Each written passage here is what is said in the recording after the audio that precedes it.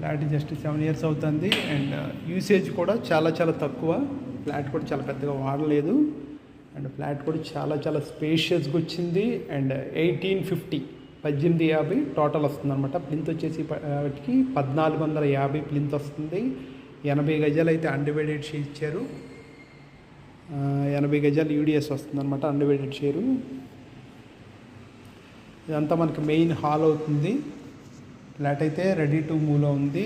And రెన్యూవేటెడ్ work కూడా చాలా చాలా మైనర్ వర్క్స్ ఉంటాయి అన్నమాట.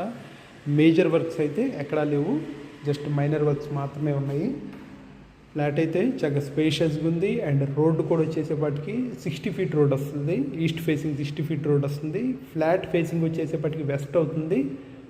బాల్కనీస్ అవి మెయిన్ రోడ్ పైపు వస్తాయి అన్నమాట. ఈస్ట్ ఫేసింగ్ వస్తాయి బాల్కనీస్ అవి.